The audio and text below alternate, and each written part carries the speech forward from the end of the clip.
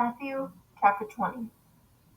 For the kingdom of heaven is like a landowner who went out early in the morning to hire laborers for his vineyard. When he had agreed with the laborers for a denarius a day, he sent them into his vineyard.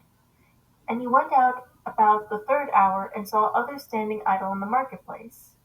And to those he said, You go into the vineyard also, and whatever is right I will give you.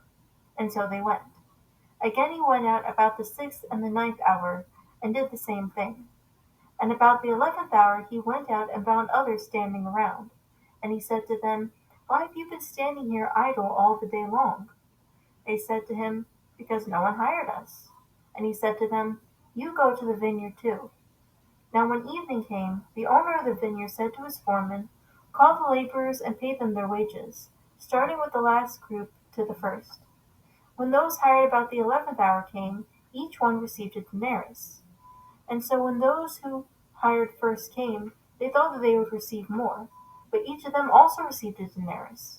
When they received it, they grumbled at the landowner, saying, These who were hired last worked only 1 hour, and you have made them equal to us who have bore the burden of the day's work and the scorching heat.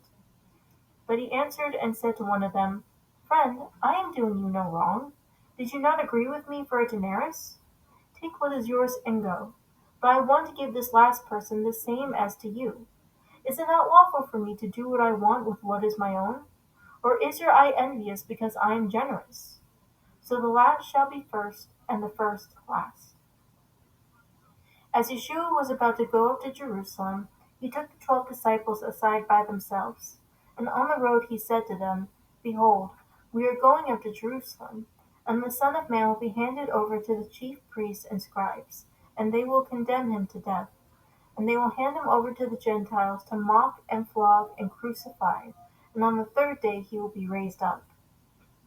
Then the mother of the sons of Zebedee came to Yeshua with her sons, bowing down and making a request of him. And he said to her, What do you desire? And she said to him, Say that in your kingdom these 2 sons of mine shall sit, one at your right and one at your left. But Yeshua replied, You do not know what you are asking. Are you able to drink of the cup that I am about to drink? They said to him, We are able. And he said to them, My cup you shall drink, but to sit at my right and at my left is not mine to give, but it is for those to whom it has been prepared by my Father. And after hearing this, the other 10 disciples became indignant with the 2 brothers.